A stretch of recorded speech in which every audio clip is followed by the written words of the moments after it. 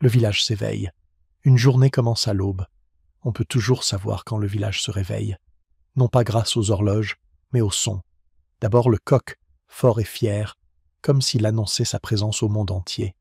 Puis, un instant plus tard, le doux crépitement du bois dans l'âtre, le tintement d'une marmite, le murmure des voix. L'aube, dans un village médiéval, n'est pas silencieuse. Elle est vivante, d'une vie simple, lente, mais bien réelle. Les matins suivent ici un certain rythme. Avant même que le soleil ne se glisse au-dessus des toits de chaume, les gens s'activent déjà.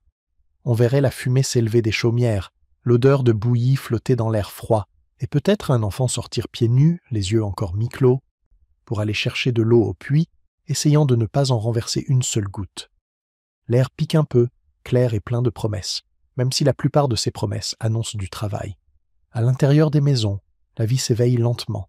Les habitations sont petites, faites de torchis et de bois, avec un sol en terre battue et une seule pièce enfumée où tout se passe. Cuisiner, manger, dormir. Les familles dorment serrées, parfois même aux côtés des animaux pendant l'hiver pour se tenir chaud. Quand vient le matin, chacun sait ce qu'il a à faire. La mère entretient le feu, le père vérifie ses outils pour la journée, et les enfants, eux, on les envoie aider avant qu'ils aient l'âge de s'en plaindre. Le son de la cloche du village marque souvent le vrai début de la journée. Sa tonalité roule à travers les champs, appelant tout le monde à la vie. Ce n'est pas juste une cloche, c'est le cœur du village. On se lève non pas parce qu'on le veut, mais parce qu'on le doit. Les heures de lumière sont précieuses, chacune est nécessaire pour survivre. En sortant, on découvre un monde qui s'éveille par couches. Des poules traversent le chemin boueux. Une vache meugle avec impatience, attendant qu'on la traite. La fumée s'enroule dans le ciel pâle, issue de dizaines de petits foyers, tous nourris du même bois humide qui ne sèche jamais tout à fait. On entend parfois un éclat de rire venant d'une porte ouverte, ou un salut lancé par un voisin déjà en route vers les champs. Il y a quelque chose de beau dans cette simplicité. Toute une communauté en mouvement, chacun connaissant sa place, sa tâche, sa part dans la longue chanson du jour. Mais ce n'est pas vraiment romantique. La vie ici est fragile. Chaque repas dépend du travail de la veille.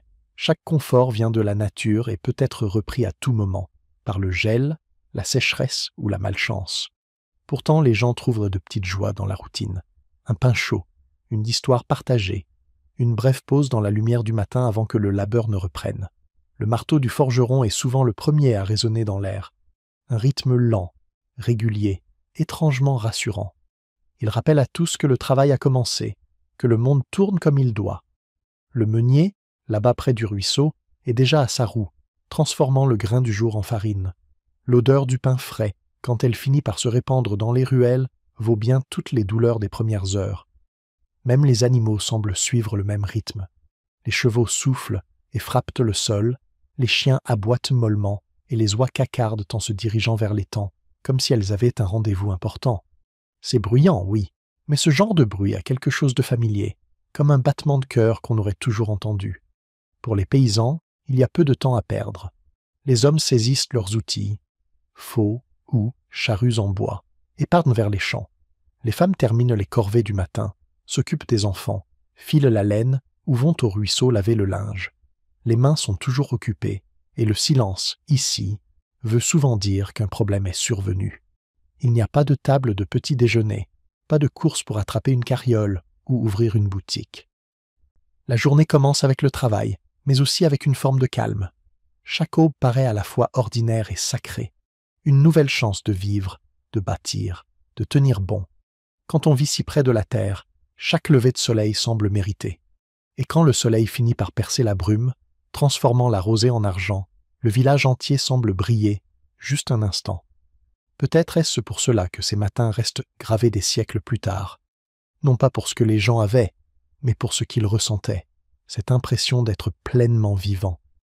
Quand le ciel devient clair et que la cloche de l'église sonne à nouveau, le village tout entier est en mouvement. Le travail a commencé. La vie, une fois encore, a retrouvé son rythme. Et comme toujours, une autre journée dans le monde médiéval se déroule. Ni grandiose, ni facile, mais profondément, indéniablement humaine. Le manoir et le seigneur, le pouvoir au-dessus des champs. Chaque village médiéval vivait entre deux mondes, celui qui travaillait la terre et celui qui la possédait. En bas, dans les champs, il y avait les paysans, des mains rêches, des dos courbés, des visages marqués par le soleil et la fatigue. Là-haut, sur la colline ou derrière des murs de pierre, se dressait le manoir, solide, imposant, juste assez éloigné pour rappeler à tous où se trouvait le véritable pouvoir. Le manoir n'était pas toujours un grand château. Parfois, ce n'était qu'une grande salle en bois et en pierre, entourée d'un fossé ou d'une palissade. Mais pour les villageois d'en bas, cela suffisait à ressembler à une forteresse. Il représentait plus que la richesse. C'était le symbole de l'autorité, le centre du pouvoir, l'endroit où chaque décision naissait et se terminait. Le seigneur du manoir était à la fois protecteur et maître. En théorie, il devait assurer la sécurité des terres, rendre la justice et défendre ses gens. En réalité, cela signifiait souvent percevoir les loyers, imposer les corvées et s'assurer que chacun reste bien à sa place. Les paysans travaillaient ses champs, payaient leurs redevances et lui devaient fidélité, une fidélité que le seigneur ne rendait pas toujours. Imagine la scène, un villageois convoqué dans la cour du manoir, la casquette à la main, venu régler un différend ou payer une amende. L'air y est plus lourd, plus silencieux. Au loin, un chien aboie, tandis qu'un intendant ou un bailli prend des notes. Le seigneur siège, peut-être sans méchanceté, mais toujours en hauteur, au sens propre comme au figuré. La justice, après tout, n'a jamais la même allure selon la chaise sur laquelle on est assis. Pourtant, le manoir ne servait pas qu'à punir. C'était aussi le cœur administratif de la communauté. Le tribunal seigneurial s'y réunissait pour trancher les disputes, limites de champs, dettes, vols de poules ou querelles de voisinage. Le même bâtiment où l'on infligeait des amendes pouvait, un autre jour, accueillir un festin ou une célébration. Le pouvoir savait être dur, mais aussi solennel. À l'intérieur, c'était un autre monde. Les murs de pierre gardaient la chaleur, les sols étaient couverts de joncs, parfumés aux herbes, et un grand feu brûlait dans la salle principale. On y mangeait de la viande et du pain, et on buvait du vin plutôt que la bière légère des paysans. Des tapisseries ornaient les murs, non seulement pour la beauté, mais pour isoler du froid. Les serviteurs s'affairaient, veillant au confort du seigneur tandis que tout le village travaillait pour l'entretenir. Le seigneur, souvent, n'était même pas là. Il pouvait être parti servir son roi ou combattre dans une campagne lointaine. En son absence, c'était sa femme, la dame du manoir, qui dirigeait. Elle gérait le domaine, supervisait la maisonnée, veillait sur les réserves, les serviteurs, et parfois réglait elle-même les différends. Son influence se faisait sentir jusque dans le village, surtout parmi les femmes, qui la voyaient à la fois comme un modèle et une autorité. La relation entre les villageois et leur seigneur était complexe. Il y avait du respect, oui, parfois même de la reconnaissance, car sans lui, il n'y avait ni défense contre les bandits, ni protection en temps de guerre. Mais il y avait aussi du ressentiment, discret mais profond. Chaque récolte devait une part au seigneur, chaque champ défriché, chaque animal né, tout devait lui être déclaré. Et pourtant, sans son autorisation, nul ne pouvait construire, se marier ou quitter le domaine. Le pouvoir du seigneur n'avait pas besoin d'être crié, il était tissé dans la vie de chaque jour, comme un fil invisible qui maintenait l'ordre, et rappelait qui l'avait cousu. Les fêtes parvenaient parfois à adoucir cette distance. Les jours de célébration ou après une bonne moisson, le manoir ouvrait ses portes, offrant nourriture ou bière aux villageois. On chantait, on riait, et pour une soirée, on oubliait à qui appartenaient les terres. Mais au matin, les chants appelaient de nouveau, et l'équilibre ancien reprenait sa place. Pour le seigneur, ces mêmes chants représentaient la richesse. Les récoltes financèrent son rang, son armure, et sa fidélité au roi. Chaque boisseau de grain était plus qu'un aliment, c'était une monnaie. Le travail des paysans n'était pas seulement une question de survie, c'était le socle d'un système qui montait jusqu'à la couronne elle-même. Et pourtant, malgré cette séparation, le village et le manoir dépendaient l'un de l'autre. Sans le seigneur, les villageois étaient vulnérables. Sans les villageois, le domaine n'était qu'une terre vide. C'était un équilibre fragile, bâti sur le besoin, l'habitude et des siècles de compréhension tacite. Si tu marchais dans les champs, au crépuscule, tu pourrais le voir clairement. Les petites chaumières, éparpillées en bas, et plus loin, la silhouette du manoir qui domine l'horizon. Deux mondes, unis par la nécessité, séparés par la naissance. Et quand le soleil se couche derrière la tour ou les toits de chaume, tu comprendrais quelque chose de simple. Dans le village médiéval, le pouvoir ne tenait pas seulement à celui qui commandait, mais à ceux qui travaillaient, obéissaient et persistaient, Foi et Église. L'espoir à chaque heure. Si tu vivais dans un village médiéval, tu n'aurais pas besoin de lever les yeux vers le ciel pour savoir l'heure. Il te suffirait d'écouter la cloche de l'église. Elle sonnait à l'aube, à midi, au crépuscule. Elle rythmait tout, le travail, le repos, la prière, et même la vie elle-même. Dans un monde où les récoltes pouvaient s'échouer, où les enfants mouraient si jeunes, et où la sécurité n'était jamais assurée, la foi n'était pas un choix. C'était le fil invisible qui tenait tout ensemble. L'église se dressait au centre du village. Pas toujours grande, mais toujours essentielle. Ses murs de pierre étaient rugueux, sa porte en bois grinçait, et son toit laissait parfois passer la pluie. Pourtant, pour les villageois, c'était le lieu le plus sacré, le plus beau qu'ils connaissaient. C'est là qu'ils étaient baptisés, qu'ils se mariaient, qu'ils prenaient congé des leurs. De la naissance à la mort, chaque étape de la vie passait sous la même croix de bois. On entendait la cloche bien avant d'apercevoir le clocher. Elle appelait à la messe du matin, à la confession quand la conscience pesait, et au rassemblement les jours saints. À l'intérieur, l'air était frais, chargé d'une odeur de cire et de terre humide. Le sol, poli par des générations de pas nus, brillait faiblement. Des bougies tremblaient devant les saints pins, leur couleur ternie par la fumée, mais toujours lumineuses, comme des souvenirs suspendus. La plupart des villageois ne savaient pas lire les Écritures, et peu en avaient même vu un exemplaire. Le prêtre était donc leur enseignant, leur guide, leur interprète du sens. Il racontait les histoires, Adam et Ève, le déluge, les miracles du Christ, d'une voix qui résonnait dans la petite nef de pierre. Les fidèles ne comprenaient ensuite pas le latin, mais cela n'avait pas d'importance. La foi n'était pas une affaire de mots, mais de ressenti. Ce mélange de crainte, de réconfort et d'émerveillement qui emplissait l'église quand les cloches cessaient et que le silence tombait. Toute l'année tournait autour du calendrier religieux. Noël, Pâques, le carême, les fêtes des saints. Ce n'étaient pas seulement des célébrations, mais des repères dans le temps. L'église dictait quand planter, quand jeûner, quand festoyer. Il y avait toujours quelque chose à préparer, à méditer, à réparer. Même les saisons agricoles semblaient liées aux saisons de la foi. Quand le blé germait au printemps, les prières pour un bon temps montaient ben vers le ciel.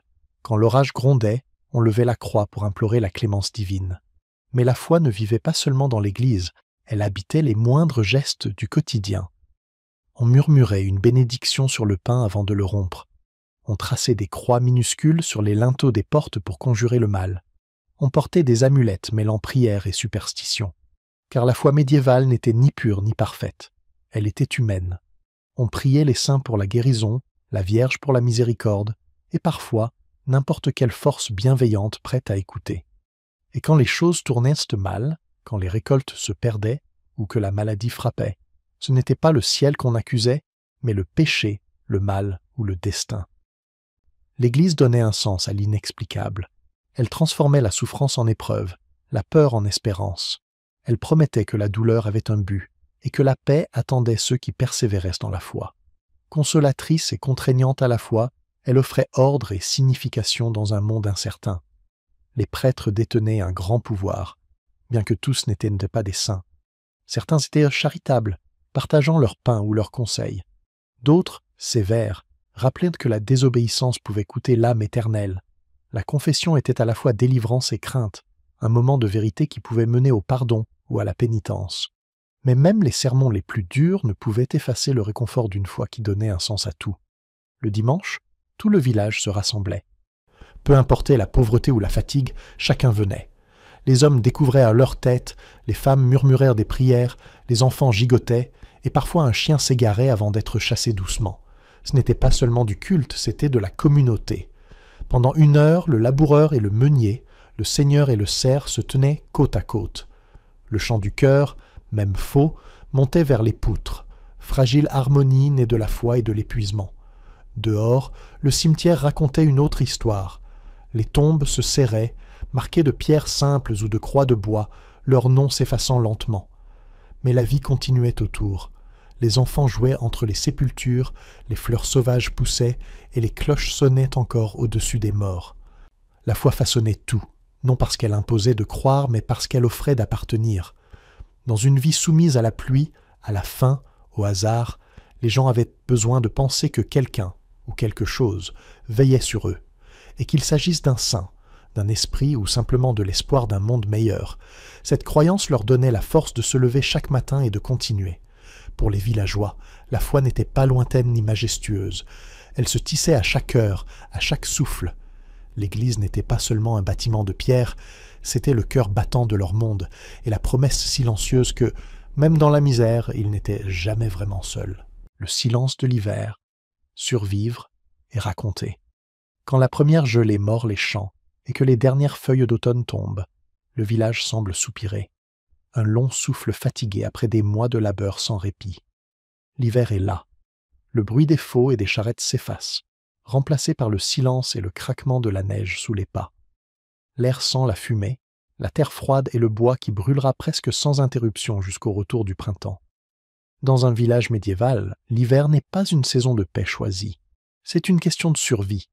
Les champs dorment, les animaux se serrent dans les granges, et les gens se réfugient à l'intérieur, comptant sur leurs réserves de grains, de viande salée et de fèves séchées pour tenir jusqu'au dégel. Le rythme de la vie change complètement. Les jours deviennent plus courts, plus sombres. Le travail se déplace à l'intérieur. Repriser les vêtements, réparer les outils, tisser, sculpter, filer, tout ce qu'on peut faire à la chaleur du foyer. C'est plus calme, oui, mais loin d'être facile. Le froid s'infiltre à travers les murs de torchis. La fumée s'échappe du toit de chaume et pique les yeux. La nourriture devient plus simple à mesure que les semaines passent. Les villageois rationnent avec soin. Un peu de pain, un peu de bière, parfois des navets ou des pois secs. Parfois, il y a de la viande, si l'abattage d'automne a été bon. Mais parfois, non. Et pendant ces longues nuits de faim, on sent le poids de l'obscurité qui se rapproche. Pourtant, il y a dans tout cela une étrange beauté, celle des épreuves partagées. Les familles se rassemblent autour du feu, serrées les unes contre les autres, la lueur orangée dansant sur leurs visages. Le crépitement du bois devient la musique de la saison, et c'est là que le véritable cadeau de l'hiver prend vie, le conte. Quand il n'y a plus grand-chose à faire qu'attendre, on part, et on se souvient. Les grands-mères racontent des histoires de saints et d'esprits, des hivers si rudes que la rivière gelée portait des charrettes. Les pères évoquent les moissons passées, les grandes tempêtes et les leçons apprises à la dure. Les jeunes écoutent, les yeux écarquillés, mi-effrayés, mi-fascinés. Ces histoires ne sont pas qu'un divertissement, elles sont une chaleur pour l'âme, la mémoire du village préservée par la voix et la lumière du feu. Dehors, le monde est huet. La neige recouvre tout, les champs, les clôtures, même le cimetière. Les routes disparaissent sous les congères, isolant le village du reste du monde. Les voyageurs sont rares, les seuls sons sont le sifflement du vent et l'aboiement lointain d'un chien. Pour beaucoup, l'hiver est le seul moment où la vie se réduit à l'essentiel. La famille, le feu, la nourriture, la foi. C'est aussi un temps de réflexion. Les anciens repensent aux années passées. Les jeunes rêvent de ce qui les attend. La cloche de l'église sonne encore, marquant les jours saints qui illuminent le froid. Noël, l'épiphanie, la chandeleur. Chacun offrant une raison de se réunir, de chanter, de sentir renaître un peu d'espoir. Même la plus pauvre des maisons trouve un moyen de célébrer, avec un peu de bière ou un pain partagé, cuit avec les dernières poignées de farine. Mais la survie rôde toujours, à la limite de la lumière du feu. Les maladies se propagent facilement dans les maisons serrées. Le bois s'épuise plus vite qu'on ne le pensait. Les rats s'introduisent dans les réserves. Un hiver dur peut coûter cher. Et pourtant, les villageois tiennent bon, car la résistance, ils la connaissent bien. Ils ont appris à vivre au rythme de la terre, à attendre, à espérer, à croire que le printemps reviendra. Et quand la neige finit enfin par fondre, quand les premiers bourgeons percent la glace des chemins, une fierté tranquille envahit chaque cœur. Ils ont tenu, le grain a suffi, le feu a brûlé, les histoires ont survécu. C'est ça, la véritable magie d'un hiver médiéval. Non pas l'abondance ou le confort, mais la résilience. Elle se trouve dans la couverture partagée, le rire autour d'une chope de bière légère, la chaleur des mots quand le bois vient à manquer. Elle vit dans les histoires racontées au coin du feu, celles qui survivent même aux plus fortes gelées. Car quand le monde extérieur s'endort, le village, lui, se souvient de garder son âme en vie, par la parole, par la foi, par cette étincelle têtue qui refuse de s'éteindre. L'hiver apporte le silence, oui, mais dans ces petites maisons enfumées, les gens continuent de parler, d'espérer, de croire. Et lorsque le printemps finit par percer, les chants appelleront de nouveau, la charrue, la semence, le travail sans fin. Mais pour un instant, dans le calme du silence hivernal, la vie s'est arrêtée juste assez longtemps pour leur rappeler ce qui les maintient vraiment en vie. Pas seulement le pain ou le feu, mais les histoires qui rendent l'attente supportable, et l'espoir qui, lui, ne meurt jamais.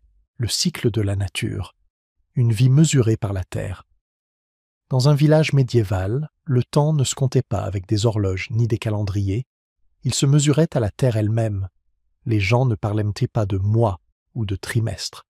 Ils parlaient en saison, en récolte, en cette certitude tranquille de ce qui allait venir. La terre n'était pas seulement le décor de leur existence, elle en était le battement de cœur, celle qui décidait quand semer, quand récolter et quand se reposer. Chaque vie dans le village suivait ce rythme. Les enfants l'apprenaient très tôt. L'odeur de la terre mouillée après la première pluie du printemps, la chaleur qui faisait mûrir le grain en été, l'or des champs d'automne, le silence du givre en hiver. Leur monde commençait et finissait au bord des champs, et pourtant, il ne leur paraissait jamais petit. La terre était à la fois leur limite et leur promesse. Le printemps était la saison de l'espoir. Après des mois de ciel gris et de vent glacial, le dégel ramenait la vie. Les laboureurs tracèrent de nouvelles lignes dans la terre, et les graines disparaissaient dans le sol pleines d'intentions silencieuses. Les femmes réparaient les toits, nettoyaient les foyers et observaient les haies refleurir. Chaque pousse verte qui perçait la terre semblait un petit miracle, la preuve que survivre avait un sens. Puis venait l'été, implacable et éclatant. Les jours s'allongeaient, et le travail ne semblait jamais finir. Les récoltes grandissaient vite, tout comme les inquiétudes. Y aurait-il assez de pluie? Trop? Le grain tiendrait-il debout ou plierait-il sous l'orage? Chaque lever de soleil apportait son lot de travail, mais aussi une gratitude silencieuse, car tant que la terre vivait, eux aussi. L'automne arrivait comme un grand soupir. Les champs devenaient dorés, l'air sentait le fruit mûr et la fumée. La récolte était plus qu'une tâche, c'était la récompense de mois d'endurance. Mais elle rappelait aussi une vérité. Rien ne dure éternellement. Ce qu'on ramassait maintenant devait nourrir tout l'hiver. La terre donnait avec générosité, mais seulement à ceux qui l'avaient mérité. Puis venait l'hiver, la grande pause. La terre se durcissait, les rivières gelaient, et le monde semblait dormir. Les villageois rentraient en eux-mêmes, se reposant comme la terre se reposait. C'était le temps de réparer, de raconter des histoires, de se souvenir de la chaleur des saisons passées. Le silence de l'hiver n'était pas vide, il était plein d'attentes. Ce cycle sans fin façonnait tout, non seulement le travail, mais aussi la pensée et l'âme. La croyance prenait racine dans le sol, dans le rythme de la naissance et de la mort. Les saisons devenaient des maîtres. Chacune apportait sa leçon de patience, d'endurance et de respect envers ce qui ne pouvait être contrôlé. La pluie, le vent, le soleil, tout rappelait à quel point la vie humaine était à la fois petite et liée au tout. Même la vie elle-même suivait ce schéma. La naissance d'un enfant était un printemps, pleine de promesses. La jeunesse était l'été, vive, active, impatiente. La maturité venait avec l'automne, quand le travail portait ses fruits. Et la vieillesse était l'hiver, plus lente, plus silencieuse, mais pas inutile. Les anciens racontaient, transmettaient leur savoir et voyaient le cycle continuer à travers les autres. La mort n'était pas une fin, mais un nouveau tour de roue. Pour les gens du village, cette manière de vivre n'avait rien de poétique. Elle était simplement logique. Ils voyaient comment la nature donnait et reprenait, comment chaque abondance portait la mémoire de la fin. De cela, ils tiraient leur humilité. Personne ne pouvait commander le temps, et aucune force ne pouvait obliger la terre à produire. La terre était la grande égalisatrice, rappelant à chacun que la survie dépendait d'un équilibre, du travail, du respect et du bon moment. Parfois, quand les champs brillaient sous le soleil, ou que la première gelée étincelait au matin, quelqu'un s'arrêtait un instant pour regarder, pour sentir ce lien silencieux entre la terre et le souffle. Il ne mettait peut-être pas de mots dessus, mais il comprenait. Il appartenait à la terre autant qu'elle lui appartenait. À travers chaque saison, les villageois ne vivaient pas à côté de la nature, mais en elle.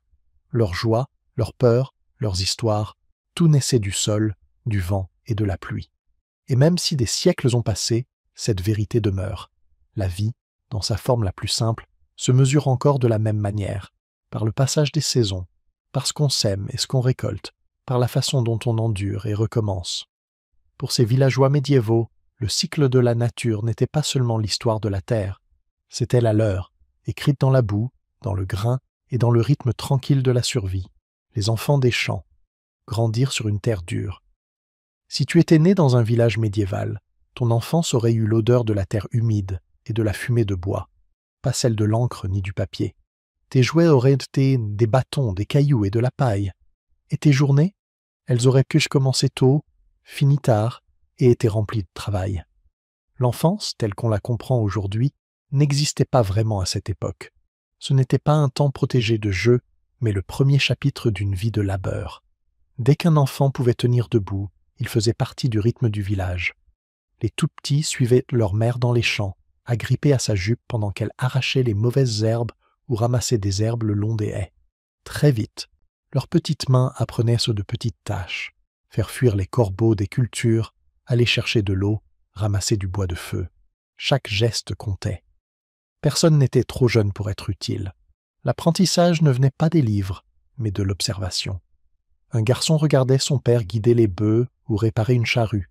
Une fille observait sa mère filer la laine, cuire le pain ou remuer la marmite au-dessus du feu. Les savoirs se transmettaient sans mots, par la répétition, la patience et le travail partagé. Peu d'enfants de paysans apprenaient à lire ou à écrire, mais ils portaient en eux un autre type de connaissances, enracinées comme la terre. Quand semer, quand récolter, et comment traverser les mois de disette. Pourtant, la vie n'était pas faite que de fardeaux. Les champs qui réclamaient tant d'efforts étaient aussi des terrains de jeu. Les enfants transformèrent les corvées en amusement. Ils couraient en gardant les oies, se battaient avec des bâtons comme des chevaliers, ou se lançaient des défis pour sauter les ruisseaux. Ils riaient facilement, même les pieds nus dans la boue. Entre le travail et les soucis, ils trouvaient leur propre forme de liberté. Le grand ciel au-dessus d'eux, le bourdonnement des abeilles, le vent dans leurs cheveux. Mais l'enfance était courte et incertaine. Les maladies, la faim et les accidents menaçaient sans cesse. Beaucoup ne survivaient pas jusqu'à l'âge adulte. Chaque famille portait un chagrin silencieux, et pourtant, chaque naissance restait une fête, chaque rire un trésor. Ceux qui survivaient devenaient forts très tôt, les mains calleuses, le cœur solide. Ils apprenaient la résistance avant même de connaître la peur. En grandissant, leurs chemins se séparaient. Vers 12 ans, les garçons passèrent leurs journées entières au champ, ou partaient en apprentissage chez un forgeron, un charpentier ou un meunier. Les filles prenèrent des tâches plus lourdes à la maison, filer, tisser, traire, entretenir le foyer, s'occuper des plus jeunes. À l'adolescence, la plupart étaient prêtes au mariage, entrant directement dans la même vie qu'elles avaient observée depuis leur naissance. Et pourtant, sous toute cette dureté, il y avait de la chaleur. Les familles étaient unies, soudées par le travail et l'attention mutuelle. L'amour se disait rarement, mais il se montrait, dans un bol de ragoût gardé pour un enfant affamé, dans la fierté discrète d'un père devant la première récolte de son fils, dans la main douce d'une mère à la fin d'une longue journée. La vie était rude, mais elle était partagée. Les fêtes apportèrent de rares instants de magie. Les jours de foire ou de célébration, les enfants jouaient enfin sans souci. Ils couraient après des rubans, goûtaient des gâteaux au miel, écoutaient ça les musiciens itinérants. C'étaient ces moments qu'ils attendaient toute l'année, quand le monde semblait grand et plein de lumière. La tradition façonnait leur jeune cœur. La cloche de l'église rythmait tout, la naissance, le travail, le repos et les réjouissances. Les enfants grandissaient en croyant que le monde avait un ordre, que chaque épreuve avait un sens, et que la terre qu'ils cultivaient faisait partie de quelque chose de plus grand qu'eux. À 16 ans, l'enfance s'était déjà dissipée comme la brume. Ils étaient adultes à présent, labourant, tissant, élevant leurs propres enfants. Pourtant, le souvenir des jeux simples et des rires partagés restait niché dans leur cœur comme une chaleur secrète contre le froid. Quand on imagine le village médiéval, on pense souvent au marteau du forgeron ou à la charrue dans le champ. Mais écoute bien, sous le rythme du travail, on entendait aussi des rires, de petits pas courant sur la terre, des voix chantant de vieilles comptines au loin. Ce son-là, c'était la vie même, résonnant à travers les siècles. Ces enfants ont grandi sur une terre dure, mais comme les récoltes qu'ils cultivaient, ils ont grandi solides. Ils étaient les racines de l'avenir, portant la sagesse, la résilience et l'esprit qui ont permis au village de continuer à vivre bien après que leur rire se soit tu. La guérisseuse et la sage-femme, la médecine avant la science. Si tu tombais malade dans un village médiéval, fièvre, plaie infectée ou mal mystérieux, il n'y avait ni hôpital, ni médecin aux outils étincelants, ni flacon de pilules. Mais il y avait quelqu'un vers qui on se tournait. Une femme qui savait quelles herbes faire bouillir, quelles prières murmurer et quelles blessures laisser au temps. On l'appelait guérisseuse, sage-femme, ou, dans des chuchotements plus sombres, sorcière. Mais en vérité, elle était le souffle vital du village, la gardienne d'une médecine née bien avant que la science ait un nom. Sa chaumière se trouvait souvent à la lisière du village, à moitié cachée derrière des bouquets d'herbes, séchant au mur et des gerbes de lavande suspendues aux poutres. À l'intérieur, l'air sentait la fumée, le miel et les plantes sauvages, une petite pharmacie vivante. Sur ses étagères reposaient des pots de consoude pour les os brisés, de romarin pour les maux de tête, d'achillée pour les coupures. Elle savait quelles racines apaisaient sur l'estomac et lesquelles pouvaient arrêter un cœur. Ce savoir n'était pas écrit, il était transmis par la mémoire. La plupart de ces connaissances venaient des générations de femmes avant elle, des mères enseignant à leurs filles, chacune ajoutant ses propres découvertes. C'était une forme de science silencieuse, fondée sur l'observation patiente, ce qui guérissait, ce qui échouait, ce qui aidait à dormir, ce qui calmait la douleur. Sans microscope ni dessin d'anatomie, elles avaient pourtant appris à maintenir la vie. Quand quelqu'un se blessait au champ, c'était la guérisseuse qu'on appelait. Elle nettoyait les plaies avec du vin ou du vinaigre, les bandait de lin et murmurait des bénédictions en travaillant. Quand un bébé devait naître, elle était là aussi, guidant la mère à travers les douleurs, coupant le cordon, enveloppant le nouveau-né dans un linge chaud. Ses mains avaient mis au monde la moitié du village, et ses herbes avaient en sauvé bien des vies qui, autrement, se seraient éteintes. Bien sûr, tout le monde ne lui faisait pas confiance. L'Église regardait souvent ces femmes avec méfiance. La guérison devait venir de la prière et de la foi, non de décoctions d'herbes préparées en secret. Mais les villageois se souciaient peu de la doctrine quand un être cher était à l'agonie. Ils savaient que son œuvre venait du soin, non de la sorcellerie. Pourtant, la frontière entre guérisseuse et hérétique était mince. Et nombre de ces femmes vivaient avec un pied dans la peur. Elles comprenaient aussi la notion d'équilibre, non seulement dans le corps, mais dans l'âme. Pour les villageois, la maladie n'était pas qu'une affaire physique. Elle pouvait être punition, malédiction ou signe de désordre intérieur. La guérisseuse soignait donc le corps et la peur. Elle pouvait te donner un onguent pour ta plaie, puis un charme contre les mauvais airs. Certaines de ces cures reposaient sur des réactions qu'elle ignorait encore. D'autres fonctionnaient parce que les gens y croyaient, et la foi, dans un monde rude, était souvent la moitié du remède. Les enfants apprenaient très tôt à la respecter. Certains venaient, les yeux grands ouverts, la regarder mélanger ses potions ou murmurer des paroles au-dessus d'un bol fumant. Pour eux, elle était une figure de mystère, à la fois puissante et bienveillante. Mais elle portait un lourd fardeau. Quand ses remèdes échouaient, elle en portait la peine seule. Quand ils réussissaient, elle ne demandait souvent rien de plus qu'un peu de pain, des œufs ou un simple merci. Son travail ne connaissait pas de repos. Au moment des récoltes, elle cueillait les plantes avant que le gel n'en tue la force. Racines de valériane, fleurs de camomille ou de souci. Elle les séchait et les rangeait avec soin, chaque bouquet étant une promesse de guérison pour les mois d'hiver. Elle veillait aussi les mourants, assises près de leur lit, murmurant des mots de réconfort. Parfois, le plus puissant de ses remèdes ne venait pas de son jardin, mais de sa présence, sa voix calme, sa patience, son acceptation. Dans un monde sans médecin, elle était le médecin, même si elle n'aurait jamais employé ce mot. Elle formait un pont entre la vie et la mort, la foi et le savoir, la nature et l'esprit. Les villageois oubliaient peut-être son nom après une génération, mais son art, lui, perdurait. Les remèdes qu'elle utilisait devinrent les racines de la médecine future. L'écorce de saule pour la douleur annonçait l'aspirine. Le pain moisi pour nettoyer les plaies annonçait les antibiotiques, des siècles avant leur découverte. Son histoire, c'est celle d'innombrables femmes qui œuvrèrent dans l'ombre, ni saintes ni savantes, mais quelque chose entre les deux. Elles ne portaient ni robe ni titre, mais leur compréhension de la vie et de la guérison façonna des communautés entières. Quand on pense au Moyen Âge, on imagine souvent les seigneurs, les chevaliers, les foires ou les champs.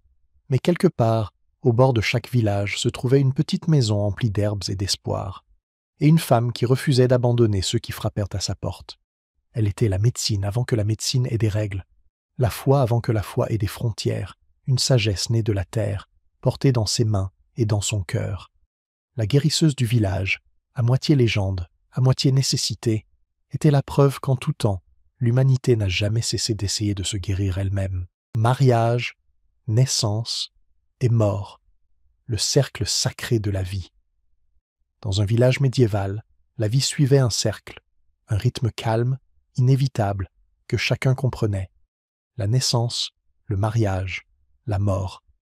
3 moments qui marquèrent le passage de chaque âme sur terre, chacun enveloppé de rituels, de coutumes et de la chaleur de la communauté. Peu importait qu'on soit riche ou pauvre, paysan ou seigneur, ces 3 événements reliaient toutes les vies au même cycle. Commençons par le commencement, la naissance. Quand un bébé venait au monde, ce n'était pas un événement privé, c'était un moment pour tout le village. La sage-femme arrivait, apportant ses herbes et ses mains sûres. Les voisins se rassemblaient, devant la chaumière, attendant d'entendre le premier cri, ce son qui signifiait l'espoir. L'espérance de vie était courte. Alors chaque naissance était à la fois une joie et un pari. La mère était entourée de femmes qui avaient déjà tout vécu, des femmes qui savaient quand réconforter et quand agir vite. Une fois l'enfant né sain et sauf, tout le village semblait un peu plus léger. Une nouvelle vie, c'était une nouvelle promesse. Une main de plus pour les chants, une voix de plus pour chanter les saisons. L'enfance, elle, était brève. Les enfants travaillaient tôt, jouaient quand ils le pouvaient et apprenaient peu à peu leur place dans le grand rythme de la vie. Mais malgré la rudesse, il y avait de la chaleur. Les villageois partageaient leur lait, leurs conseils, leurs rires. Un enfant ne naissait pas seulement d'une mère et d'un père, il naissait du village tout entier. Puis venait le mariage, l'union de 2 familles, souvent plus pratique que romantique. Dans la plupart des villages, on ne se mariait pas d'abord par amour, mais par nécessité. Les mariages liaient des terres, renforçaient des alliances, assuraient de l'aide en temps de difficulté. Pourtant, au milieu de tout cela, l'affection trouvait souvent son chemin. Un regard échangé lors d'une fête, une tâche partagée dans les champs, un éclat de rire près du puits. Et bientôt, 2 vies s'entremêlaient. Les mariages faisaient partie des rares occasions où le village entier célébrait sans retenue. Les cloches oriakos sonnaient, la bière coulait, et tout le monde festoyait. La cérémonie se déroulait devant amis et voisins, simple et sincère. Les mains se joignaient, les vœux étaient prononcés, et les bénédictions données pour la chance et l'harmonie. Ce qui suivait n'était que joie, danse, musique, et assez de nourriture pour faire oublier la faim des jours ordinaires. Le mariage représentait plus que l'amour, c'était le fil qui tissait famille et avenir ensemble. Une nouvelle union, c'était une nouvelle espérance, de nouveaux travailleurs, une nouvelle vie. Et quand cette vie atteignait sa dernière saison, la mort, tout le village se rassemblait encore une fois. La mort n'était pas cachée ni redoutée en silence. Elle faisait partie du quotidien. Les gens mouraient chez eux, entourés des leurs. On allumait des bougies, on murmurait des adieux, et les voisins venaient aider, discrètement mais profondément, en préparant les repas, en veillant le corps, en creusant la tombe. Le cimetière, avec ses pierres penchées et ses croix de bois simple, se tenait à la lisière du village. Un lieu à la fois triste et paisible. Les morts y reposaient tout près les uns des autres, demeurant, même dans le silence, membres de la communauté. Les funérailles étaient sobres, mais apaisantes. On parlait de bonté passée, de moissons partagées, de rires anciens. Ce n'était jamais une fin, seulement un rappel que chaque vie laissait quelque chose derrière elle. Chacun de ces moments, naissance, mariage, mort, était marqué non seulement par le rituel, mais aussi par un sens profond de l'équilibre. La même sage-femme qui avait accueilli un enfant pouvait, des années plus tard, assister à une naissance dans sa maison. Les mêmes mains qui tressaient des guirlandes de mariage pouvaient plus tard déposer des fleurs sur une tombe. La vie était courte, souvent rude, mais elle avait un ordre et une signification. Personne ne remettait ce cycle en question, on le respectait. Entre ces grandes étapes, la vie se déroulait dans de plus petits instants. Des rires pendant les récoltes, des soirées tranquilles près du feu, des chansons fredonnées en filant la laine. Mais ce sont ces 3 passages qui donnaient forme à l'existence. Ils offraient aux villageois un sentiment d'appartenance, non seulement à la terre ou à leurs voisins, mais au flot partagé du temps lui-même. Les rituels guidaient ces transitions. mais ce sont les gens qui leur donnaient du cœur. La mère veillant son nouveau-né toute la nuit, le mari posant une poutre assez solide pour durer toute une vie, les amis creusant une tombe dans la terre gelée, par loyauté et par amour. C'étaient là aussi des actes sacrés, non de culte, mais de dévotion mutuelle. Si l'on s'arrêtait dans un village médiéval et qu'on observait une année passée, on verrait ce cercle se répéter encore et encore. Le cri d'un nouveau-né au printemps, un mariage en été, un enterrement en hiver. C'était l'histoire de l'humanité, racontée dans la langue des vies simples. Et peut-être que c'est cela qui la rendait si puissante. Non pas la grandeur, mais la constance. Chaque naissance murmurait l'espoir. Chaque mariage liait des vies. Chaque mort rappelait aux vivants leur place dans la grande roue du monde. Les villageois n'avaient ni pas besoin de comprendre l'éternité pour la ressentir. Ils la vivaient, chaque jour, dans la joie, le travail, l'amour et la perte, au sein de ce cercle sacré qui, lui, ne s'interrompait jamais. La place du village, le cœur de chaque histoire. Chaque village médiéval avait un endroit qui le tenait uni, un bout de terre ouvert qui n'appartenait à personne, et pourtant, d'une certaine façon, appartenait à tout le monde. La place du village. Elle n'avait rien de grandiose, juste une étendue d'herbe, peut-être quelques arbres, un puits au centre, et des sentiers de terre creusés par des centaines de pieds nus. Mais si tu restais là un moment, tu verrais toute la vie du village se dérouler devant toi, comme une histoire qui prend forme autour de toi. Au petit matin, tout est calme, la rosée s'accroche à l'herbe, et quelques oies traversent le terrain comme si l'endroit leur appartenait. Puis, peu à peu, le monde s'anime. Un fermier passe avec ses bœufs, une femme s'arrête pour bavarder, un panier de pain au bras, et des enfants courent autour du puits, riant aux éclats jusqu'à ce qu'une voix les rappelle à l'ordre pour qu'ils aillent chercher l'eau correctement. Vers la fin de la matinée, la place devient un carrefour, l'endroit où tout le monde se croise, discute, marchande et répète la dernière rumeur qu'on avait juré de ne pas divulguer. C'est ce qui se rapproche le plus d'une place publique, même si personne ne l'appellerait ainsi. Ici, les nouvelles se propagent plus vite que le son d'une cloche d'église. La vache de quelqu'un s'est échappée, tu l'apprendras ici avant tout le monde. Le régisseur du Seigneur a encore augmenté les impôts. Au coucher du soleil, tout le monde le saura.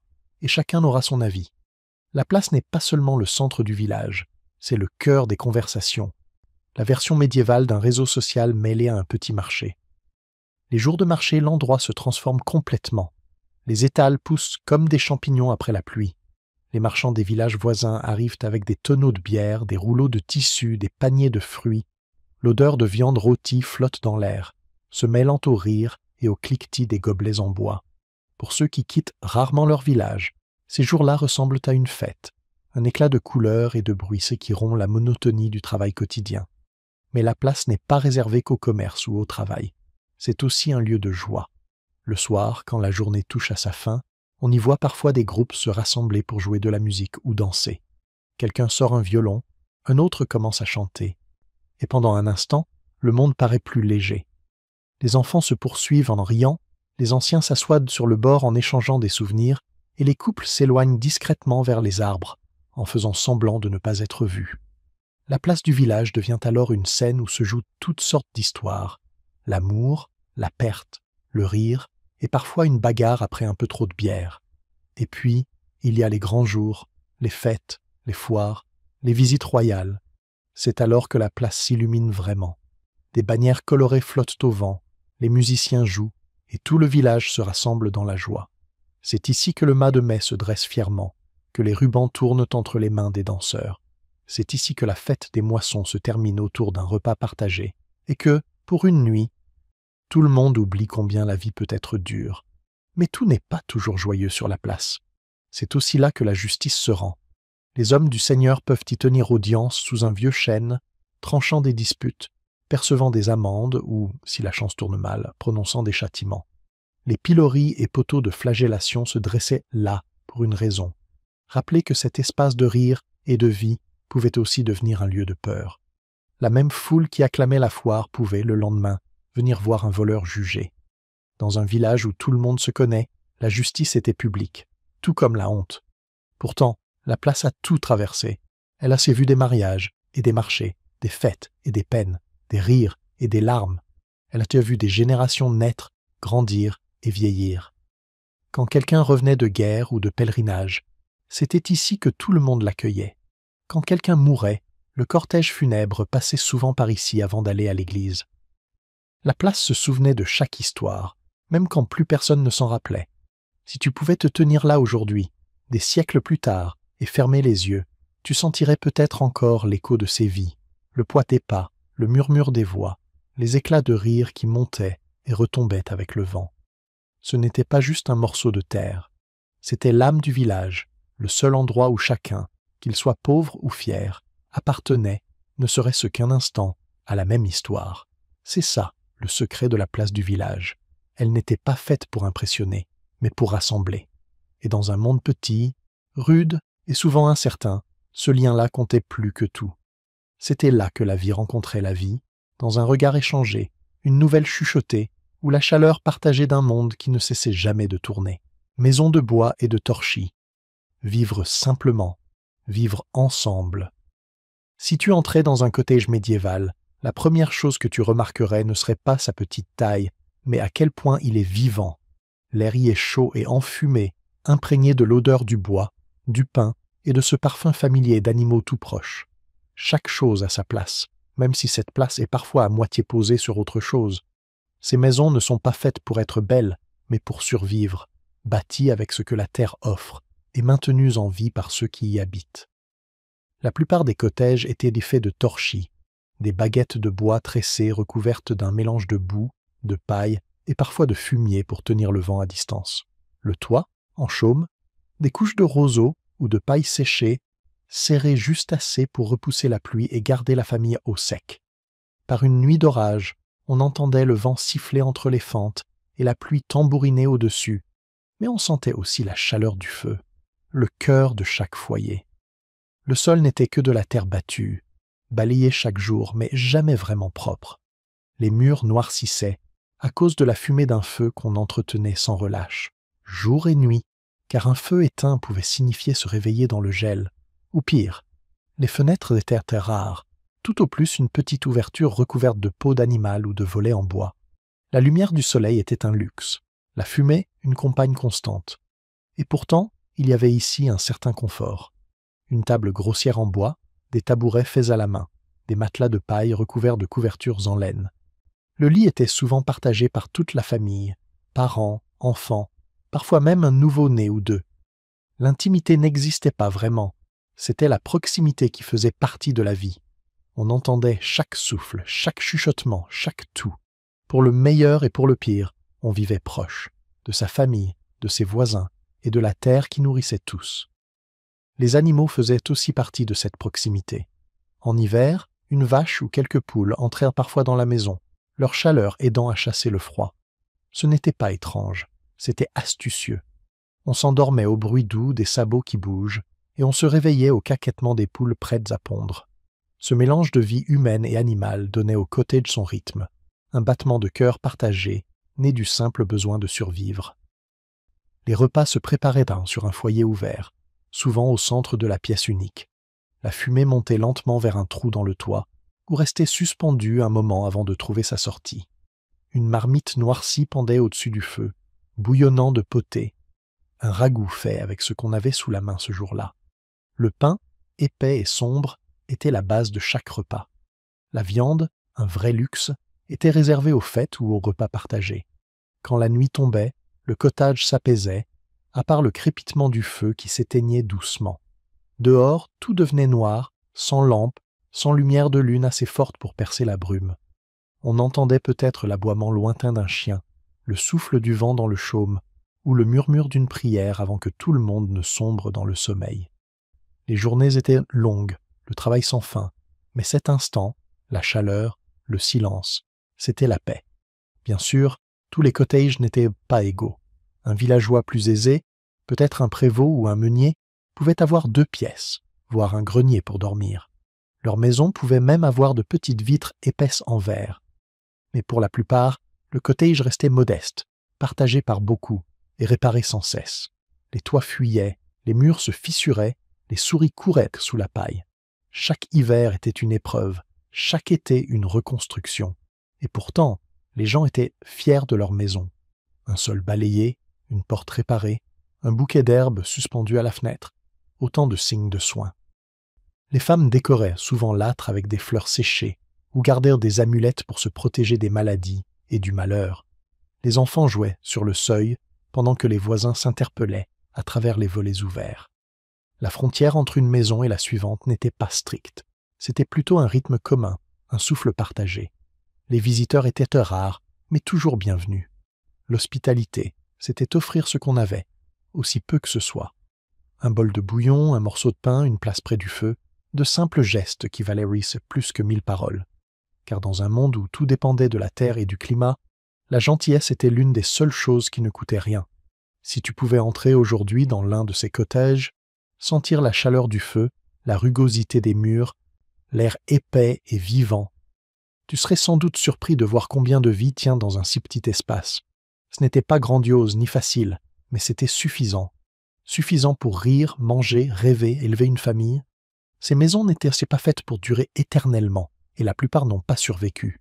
Mais la vie qu'elles abritaient, le bruit, l'amour, les efforts, résonnent encore dans la terre. Vivre simplement, c'était vivre proche, du feu, des autres, et du battement fragile d'un monde toujours suspendu entre la faim et l'espérance. Le premier labour du printemps, l'espoir dans la terre. Il y a quelque chose de presque sacré dans le premier jour de la saison des labours. L'air garde encore un souffle d'hiver, mais la terre s'adoucit, elle respire à nouveau. Le givre fond en boue et une légère teinte de vert colore déjà les bords des champs. Pour le villageois médiéval, ce n'est pas un simple jour de travail, c'est le début d'un pari annuel, le moment où l'espoir s'enfouit dans le sol avec la semence. La charrue attend au bord du champ, un cadre de bois grossier, muni d'une lame de fer rafistolée plus de fois qu'on ne saurait le dire. Les bœufs sont prêts, lents et patients, leur souffle formant des nuages dans l'air froid du matin. Autour d'eux, les hommes s'affairent, ajustant les harnais, testant la terre du bout de leurs bottes. Tout le monde sait ce que cela signifie. Ce n'est pas seulement de la terre qu'on retourne, c'est la chance qu'on retourne avec. Avant de tracer le premier sillon, un moment de silence s'installe souvent. Certains se signent, d'autres murmurent une prière, quelques-uns tracent une croix dans la terre elle-même, demandant bénédiction et pardon pour les fautes encore attachées au sol. Au Moyen Âge, on croyait que la terre avait son humeur, généreuse une année, cruelle la suivante. Alors, on commençait la saison avec autant de prudence que d'espérance. Puis, la charrue mord la terre. Les bœufs tirent, les cordes grincent, et la première bande de sol sombre et riche se retourne comme une page qu'on ouvre. L'odeur est unique, humide, vive, pleine de promesses. À partir de ce moment-là, le village s'anime. Hommes, femmes, enfants. Tous savent ce qu'ils ont à faire. Les hommes guident la charrue, sillon après sillon, souvent en chantant pour suivre le rythme des pas des bœufs. Les femmes viennent derrière, jetant les graines à la main. Blé, orge, avoine ou seigle, selon la terre et les ordres du Seigneur. Les enfants courent dans les traces, chassant les oiseaux ou ramassant les grains tombés, riant malgré leurs doigts engourdis par le froid. C'est un travail rude, parfois impitoyable. La charrue se bloque sur les pierres, les bœufs trébuchent, le froid mord les mains, mais le rythme rassure. Pousser, tirer, semer, respirer. Après le long sommeil de l'hiver, il est bon de bouger, de transpirer, de croire à nouveau que l'effort portera ses fruits. Les champs s'étendent, comme un patchwork de vie en attente. Chaque bande appartient à une famille, mais toutes font partie des terres du Seigneur. Le système des champs ouverts veut qu'il n'y ait pas de clôture, seulement de longues lignes de terre séparées par la mémoire et l'habitude. On reconnaît sa parcelle à la courbe d'un arbre, à la texture du sol ou à la façon dont le sillon tourne près du ruisseau. C'est une fierté discrète, la certitude que, même dans la servitude, quelque chose t'appartient encore un peu. Mais la saison du labour n'est pas seulement un travail, c'est une espérance. Les villageois parlent de la récolte à venir, du temps qu'il fera, de ce qu'ils auront à manger quand reviendra l'hiver. Ils se souviennent des mauvaises années, celles des pluies trop tôt ou trop tard, des graines pourries ou du grain manquant. Mais malgré tout, ils gardent confiance dans le cycle. La terre a sa mémoire, et les hommes ont appris à lui faire confiance. À midi, le soleil réchauffe assez pour assouplir encore la terre. L'air bourdonne d'insectes, et le son du fer raclant la terre emplit la vallée. On dirait que le sol s'éveille sous les pieds. Les laboureurs s'arrêtent un instant, essuient leur front, partagent une gorgée de bière ou plaisantent sur la lenteur des bœufs. Le rire revient dans les champs, rude, bref mais sincère. Quand le dernier sillon est tracé, les villageois contemplent leur œuvre avec une satisfaction tranquille. La terre est prête, les graines sont enfouies. L'avenir, toujours incertain, est lancé. Ce soir-là, dans les chaumières, l'air sent la fumée et la terre. Les mains sont douloureuses, les dos fatigués, mais les cœurs sont légers. Le travail a repris, et cela veut dire que la vie continue. Parfois, le prêtre traverse les champs au crépuscule, aspergeant d'eau bénite et murmurant des prières. Les gouttes brillent dans la lumière déclinante, et les villageois le regardent depuis leurs portes, croyant ou espérant que ce geste portera chance. Au fond, ce n'est pas le rituel lui-même qui compte le plus, mais ce qu'il symbolise, l'effort, le renouveau et le courage discret de ceux qui n'abandonnent jamais. Car dans un village médiéval, le printemps n'est pas qu'une saison, c'est une promesse. Peu importe la dureté de l'hiver ou la pauvreté du grenier, la terre offre toujours une autre chance. Et quand la charrue trace ce premier sillon, ce n'est pas seulement un champ qu'on retourne, c'est tout le village qui se tourne vers l'espoir, la sueur de l'été. Le travail ne s'arrête jamais. Quand l'été s'abat sur le village, l'air devient si lourd qu'il semble porter un poids. Les champs brillent sous un soleil dur et implacable. Les chants du printemps se sont tus, remplacés par le bourdonnement des insectes et le rythme régulier des faux qui tranchotent le grain. C'est la saison de la véritable épreuve, celle où la promesse de la charrue doit être tenue par la sueur, l'endurance et la simple volonté de continuer. Pour le villageois médiéval, l'été n'est pas une période paresseuse de longues journées tranquilles. C'est une course contre la chaleur, la faim et le temps lui-même. Chaque heure compte, car la moindre erreur se paiera quand viendra l'hiver. Les récoltes semées avec soin des mois plus tôt sont maintenant hautes et lourdes, courbées sous leur propre poids. Et le travail pour les moissonner semble aussi infini que la lumière du jour. À l'aube, avant que le soleil ne monte assez haut pour brûler, les villageois sont déjà dans les champs. Les hommes balancent leurs faux en grands arcs, leurs chemises grossettises trempées de sueur, le dos plié dans un mouvement régulier. Les femmes suivent, liant les tiges en bottes qu'on appelle gerbes, les mains dures et usées par le travail. Même les enfants participent, ramassant les épis tombés, apportant de l'eau ou chassant les corbeaux assez audacieux pour voler un repas. L'air sent la paille, la poussière et le sel, celui de la sueur séchée sur la peau et les vêtements. Des ampoules fleurissent sur des mains qui tiennent des outils depuis bien avant le petit déjeuner. Il n'y a pas d'autre choix que de continuer. Le Seigneur réclame sa part en premier, l'Église prendra sa dîme, et ce qui restera nourrira la famille, si la chance le permet. Chaque coup de faux, chaque gerbe bien serrée est une lutte pour survivre. À midi, le soleil est au zénith, implacable et immobile. Le travail ralentit, mais ne s'arrête pas. Il n'y a pas d'ombre assez large, pas de brise assez forte pour offrir un vrai répit. Les villageois font une courte pause pour manger du pain grossier et boire de la bière coupée d'eau, tiède à présent, mais toujours bienvenue. Quelqu'un lance une plaisanterie, un autre se plaint de son dos douloureux, et un éclat de rire s'élève un instant, fragile comme une flamme dans le vent. Puis le travail reprend. Le rythme de la moisson a sa propre beauté étrange. Le balancement de la faux, le froissement du grain qui tombe, le bruit sourd des gerbes alignées en rangées, c'est une forme de musique, une chanson du labeur, de l'effort qui unit tout le monde. La terre, qui a si longtemps donné si peu, réclame maintenant tout en retour, et les villageois, ne connaissant pas d'autre vie, lui offrent tout, sans hésiter. Tout le travail ne se fait pas dans les champs. Au village, d'autres s'affairent tout autant. Le forgeron répare les outils cassés. Les femmes remuent de grands chaudrons de potage, une soupe épaisse et bouillonnante pour nourrir les travailleurs affamés. Les enfants cueillent des baies et des herbes. L'odeur de la fumée flotte dans les ruelles, se mêlant à celle de la terre et de la sueur. Ce n'est pas paisible, mais c'est vivant.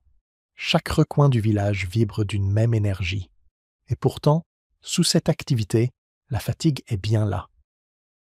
Les nuits sont courtes et agitées, les corps souffrent, les mains saignent, le soleil d'été, malgré sa lumière dorée, peut devenir cruel, apportant sécheresse, maladie ou incendie.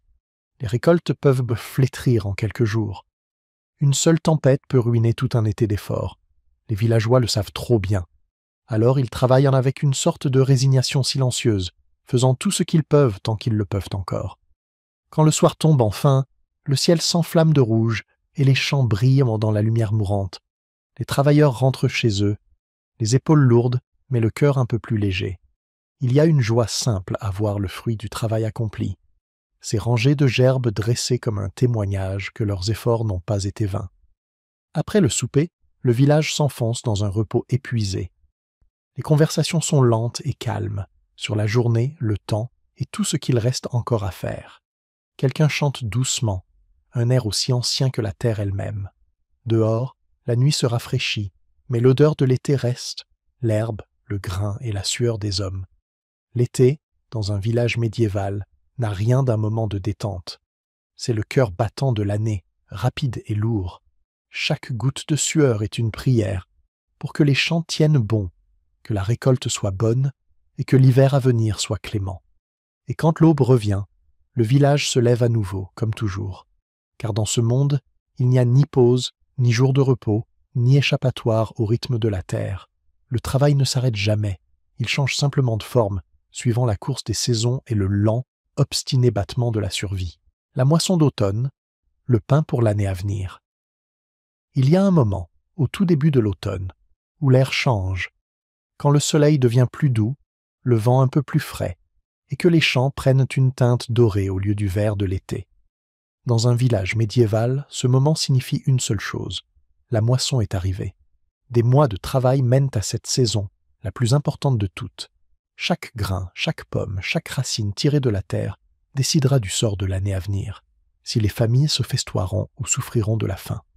Le village, à présent, semble animé d'une autre manière.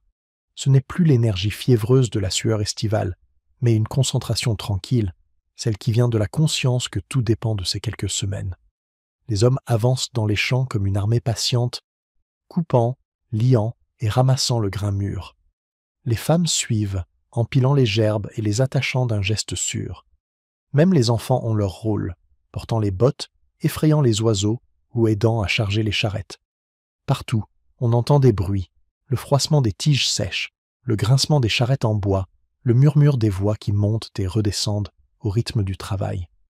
C'est une harmonie agitée, celle qui ne revient qu'une fois par an. L'air est empli du parfum de la moisson, le grain sucré, l'herbe écrasée et la fumée légère des foyers qui brûlent tout le jour. C'est à ce moment-là que la véritable unité du village se révèle. Plus personne ne travaille seul. La moisson est trop vaste pour ça. Les familles s'entraident, les voisins prêtent outils et bras. Les hommes du Seigneur viennent percevoir sa part, la dîme que chaque fermier doit, et même si cela fait mal de voir tant d'efforts partir ailleurs, cela fait partie de l'ordre des choses. Une petite dispute éclate parfois, mais la plupart du temps, on continue. Parce que, au fond, tout le monde sait la vérité. C'est le moment décisif. Une fois le grain ramassé, on le bat pour le séparer de son enveloppe. Puis on le vanne, laissant s'envoler la balle pour ne garder que les bons grains. C'est un travail éreintant et poussiéreux. Des nuages de paille s'élèvent, captant la lumière dans une brume dorée. Le sol de la grange devient jaune sous les pas, et l'odeur du grain remplit chaque souffle. Quand tout est fini, les villageois peuvent enfin contempler le fruit de leur labeur, le pain de l'année, entassé devant eux comme une promesse. Et quel spectacle! Des sacs d'orge, de seigle et de blé empilés haut, chacun représentant des jours de peine et des semaines d'espoir. Le grain sera soigneusement stocké dans des greniers, bien scellés pour le protéger de l'humidité et des rats. Tous espèrent qu'il tiendra, qu'il ne se gâtera pas, qu'il les nourrira jusqu'au printemps suivant. Une mauvaise récolte signifie la faim. Une bonne, c'est la sécurité, et peut-être même un peu de joie. Mais la moisson ne se résume pas à la survie. C'est aussi un moment de gratitude et de soulagement. Quand la dernière charrette rentre au village, tout le monde peut enfin respirer. Les rires résonnent dans les ruelles, les chants s'élèvent le soir et l'air sent la viande rôtie et le pain chaud. On organise souvent une petite fête, simple, sans excès, mais sincère. La bière coule, les enfants dansent et le peuple célèbre la récompense de son travail. Pendant ce court instant de joie, les fardeaux de l'année semblent plus légers. Les villageois savent que l'hiver viendra bientôt, avec sa faim et son froid, mais pour l'instant les granges sont pleines et les cœurs réchauffés. La vue de ces réserves leur apporte une paix que peu de gens, aujourd'hui, peuvent comprendre, la paix de savoir qu'ils tiendront jusqu'à l'an prochain. Pourtant, le travail n'est pas complètement terminé. Il faut nettoyer les champs, réparer les outils, s'occuper des bêtes. On arrache les derniers légumes, on ramasse les fruits tombés avant que le gel ne les prenne. Les femmes moulent le grain en farine et cuisent les premiers pains de la nouvelle récolte, le pain de la moisson, tendre, chaud et lourd de sens. C'est plus qu'un aliment, c'est un symbole d'endurance. Chaque bouchée rappelle les mois de labeur, les mains calleuses, les dos courbés, la foi dans l'effort et dans le cycle des saisons. À mesure que les soirées s'allongent et que les premières feuilles tombent, le village s'apaise. La course est finie. Les granges sont pleines, les champs sont nus, et les habitants, fatigués mais fiers, ressentent une profonde satisfaction. C'est leur récompense, leur victoire sur l'incertitude d'une autre année. Debout dans la lumière qui décline, regardant les dernières gerbes rentrer, un paysan peut murmurer une prière discrète, non pas pour la richesse ou la chance, mais simplement pour assez. Assez de pain pour passer l'hiver, assez de santé pour voir le printemps, et assez de force pour recommencer encore.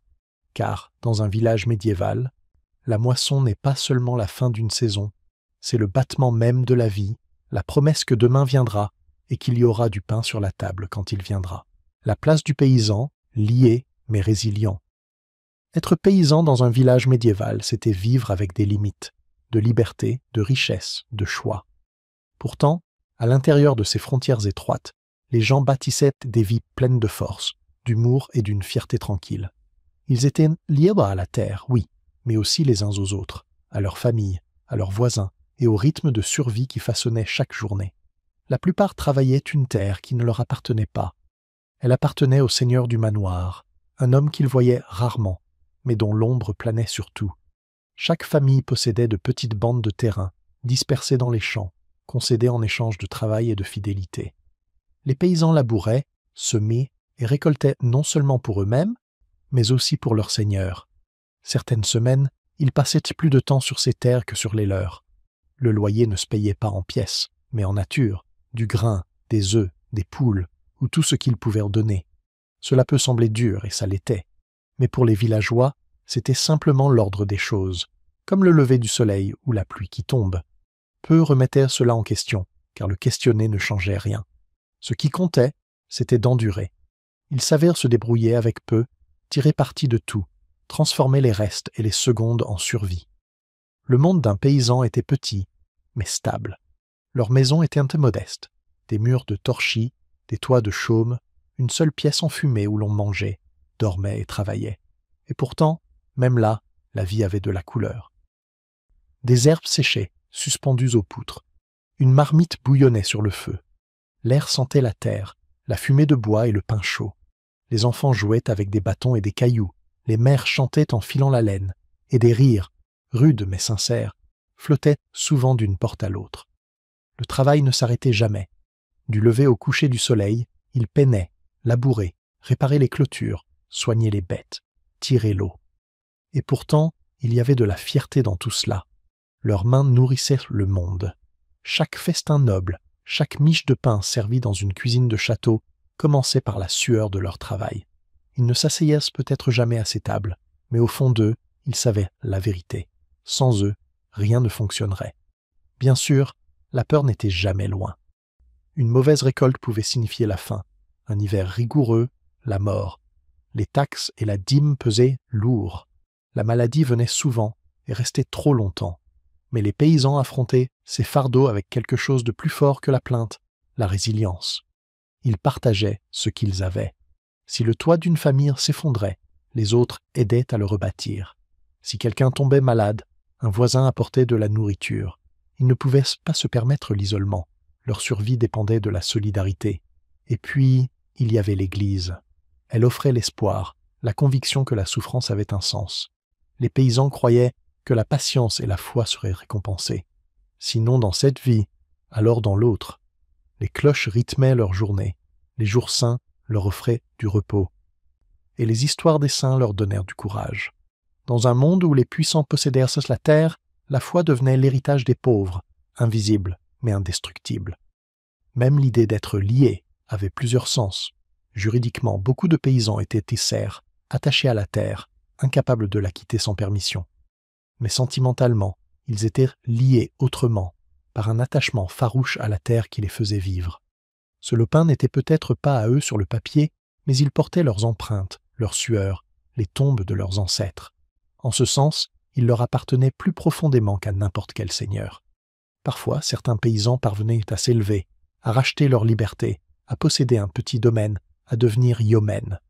Mais la plupart ne rêvaient pas d'évasion. Leur rêve était plus simple, une bonne récolte, des enfants en bonne santé, un hiver sans fin. Ils ne cherchaient pas la grandeur, seulement le suffisant.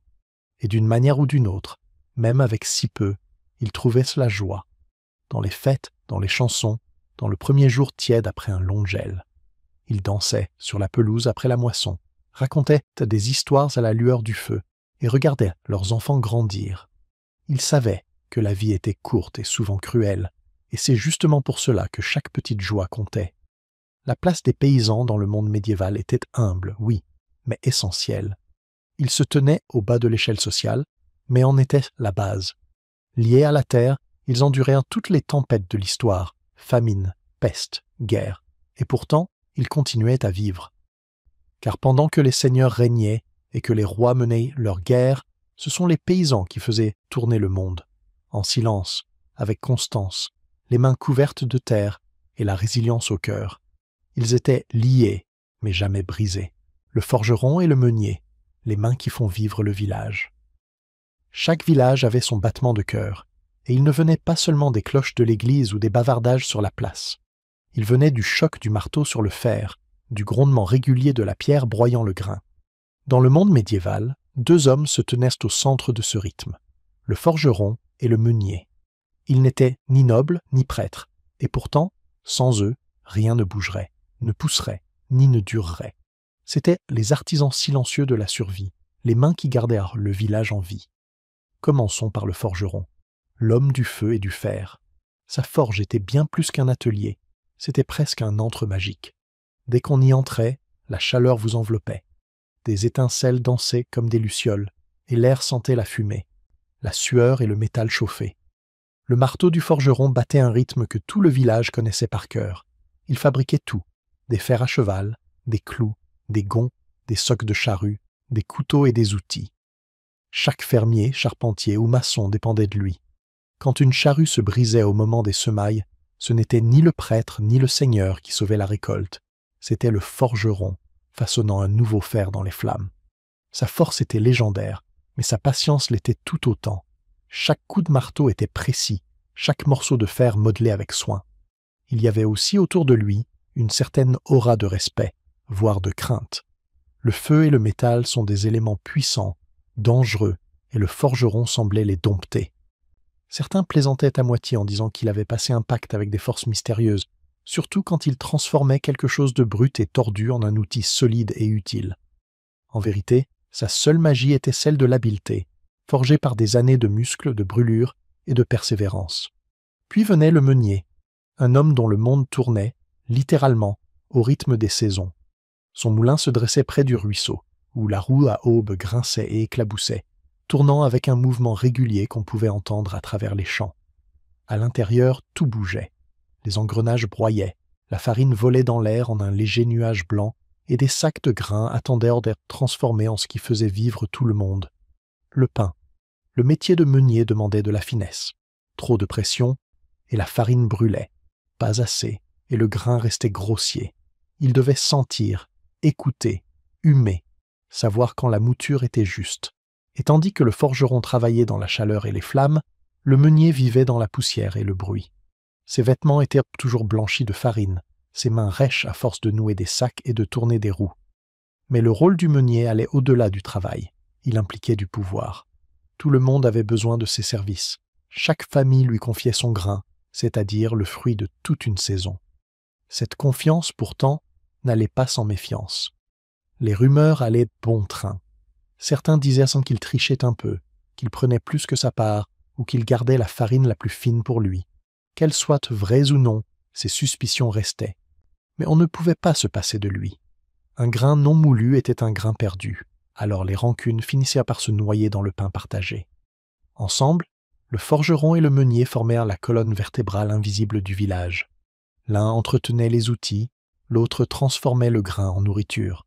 Leurs journées étaient longues, leur travail constant, mais leur importance ne faisait aucun doute. Quand quelque chose se brisait, le forgeron le réparait. Quand quelque chose était récolté, le meunier le rendait comestible. Ils vivaient un peu en marge du cycle sans fin des semailles et des moissons, mais c'était leurs mains qui le rendaient possible. Ils jouissaient aussi d'une certaine indépendance. Contrairement à la plupart des paysans, ils n'étaient pas liés au champ du seigneur de la même façon. Leur savoir-faire était précieux. Même le manoir avait besoin d'eux. Cela leur donnait une forme rare de liberté, un peu de respect, parfois même un peu d'envie. La forge du forgeron ne restait jamais silencieuse, et le moulin du meunier jamais immobile bien longtemps. Le soir, après le travail, on pouvait les voir à la taverne, partageant une chope de bière, l'un encore couvert de suie, l'autre tout poudré de farine, plaisantant sur lequel des deux avait le métier le plus dur. Autour d'eux, les villageois discutaient, échangeaient des nouvelles, organisaient le travail du lendemain, rassurés de savoir que leur monde continuerait à tourner tant que ces deux hommes tiendraient bon. Car sans le fracas du marteau, ni le roulement de la roue, tout s'arrêterait.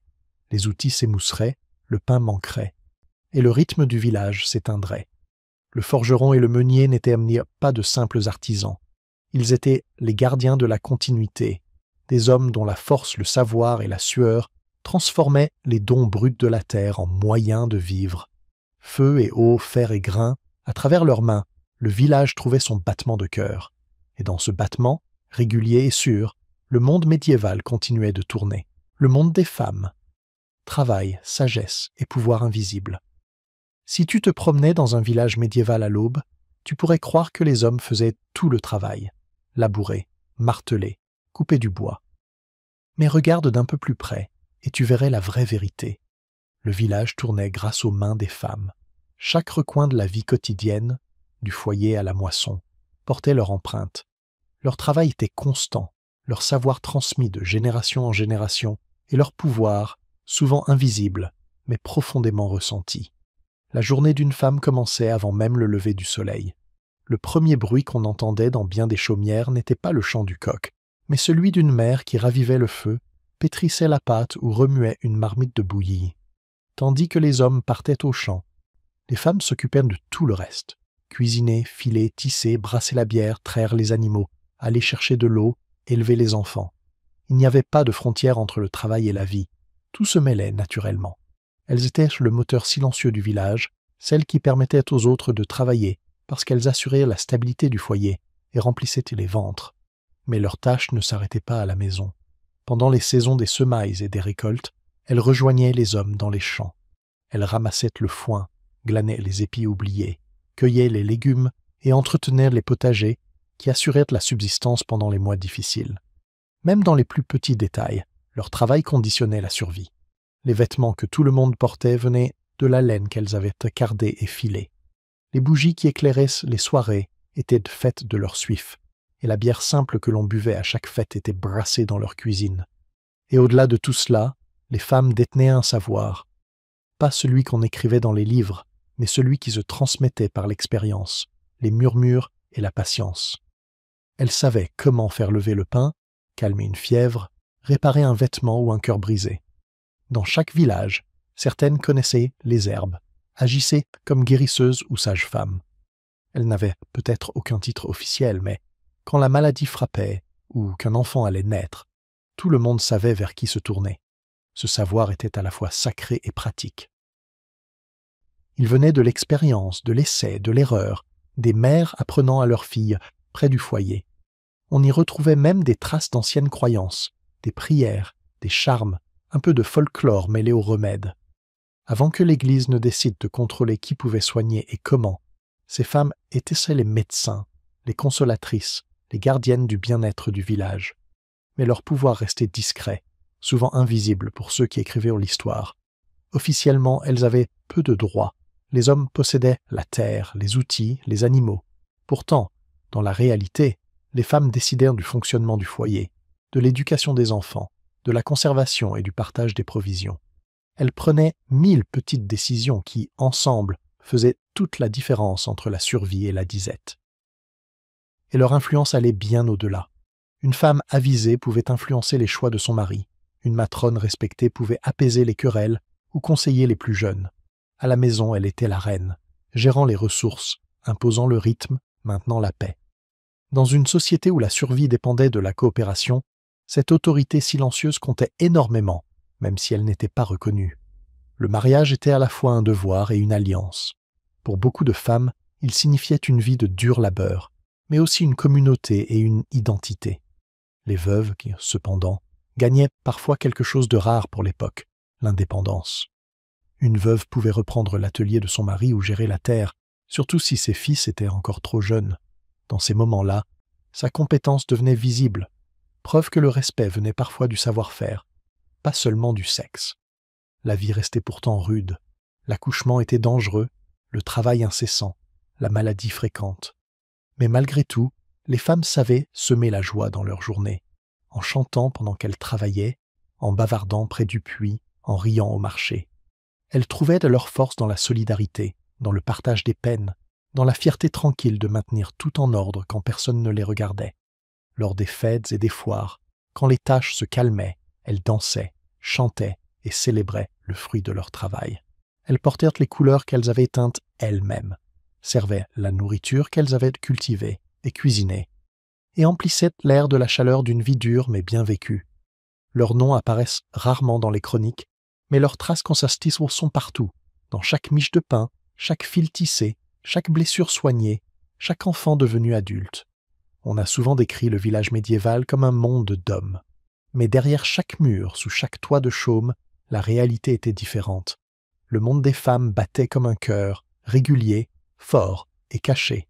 Leurs mains nourrissaient les affamés, leurs esprits gardaient la sagesse des générations, et leur force portait un pouvoir qui n'avait pas besoin d'être proclamé.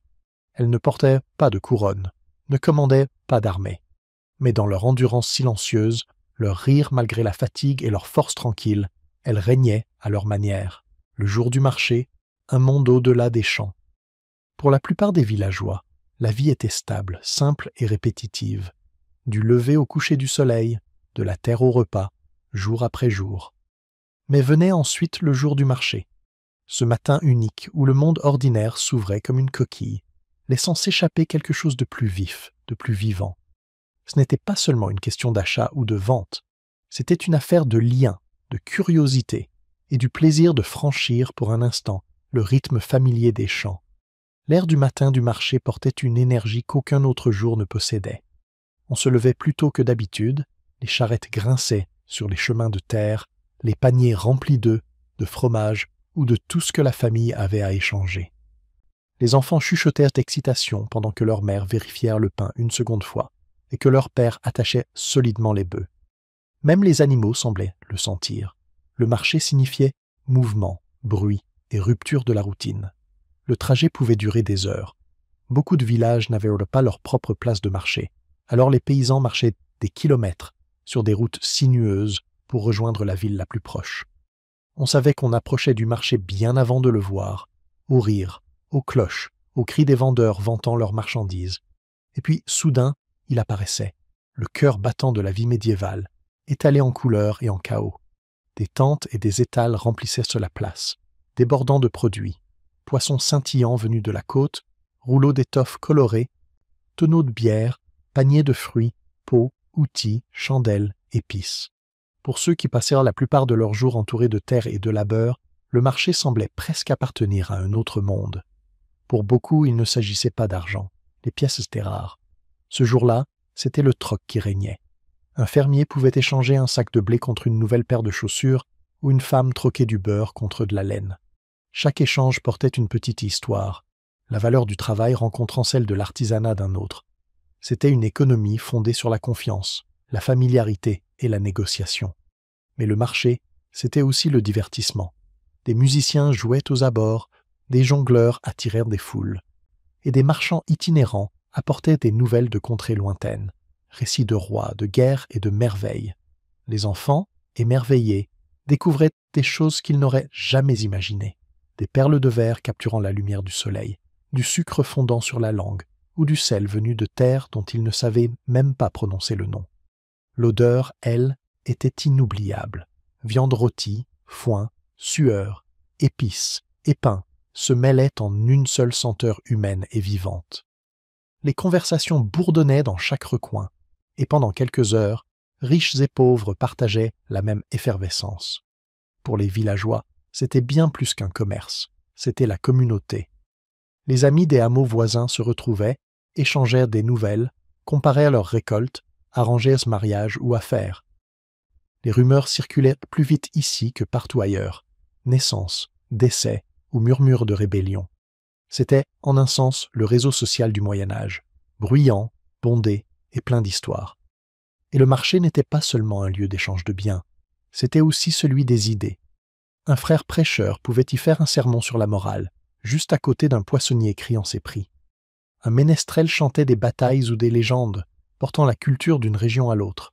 Même l'Église profitait du jour du marché pour collecter la dîme ou rappeler les devoirs des fidèles.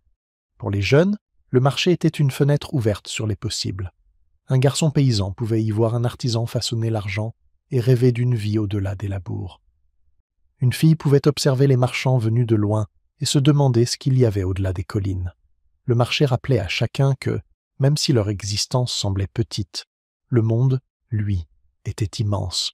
Bien sûr, le marché pouvait aussi être dangereux. Des voleurs se glissèrent dans la foule, les disputes éclataient et les maladies circulaient facilement parmi tant de monde. Mais rien ne pouvait ternir sa magie. Pour la plupart des villageois, manquer le jour du marché revenait à manquer un battement de cœur. Lorsque le soleil déclinait et que les étals se vidaient, les charrettes reprenaient la route du retour, plus lourdes de marchandises mais plus légères de rire. Les chemins se remplissaient de pas fatigués et de cœurs heureux. On ramenait bien plus que de la nourriture ou du tissu.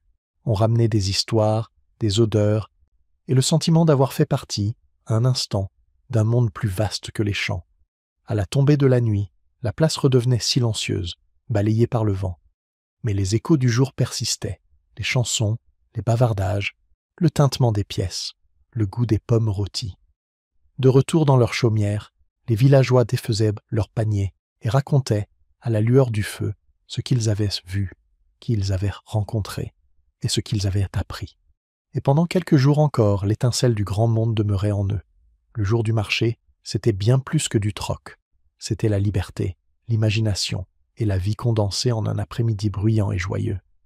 Pour ceux qui vivaient au rythme des saisons et de la terre, c'était le jour où le monde venait à eux.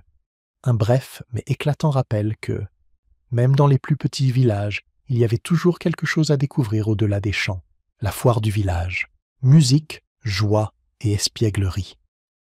Si le jour du marché battait comme le cœur de la vie villageoise, la foire, elle, en était le pouls sauvage et joyeux. Le jour où les règles se relâchaient, où les rires résonnaient par-dessus les toits, et où même le plus sérieux des fermiers oubliait ses champs. C'était le jour où le monde se renversait, où les paysans dansaient, les étrangers se mêlaient, et où l'air vibrait de musique, de malice et de l'odeur de la viande rôtie.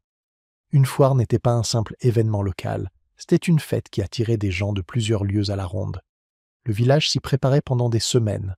On brassait de la bière, on cuisinait des petits pains sucrés, on rapiéçait les habits, et on dégageait la grande pelouse pour y dresser les étals et les jeux.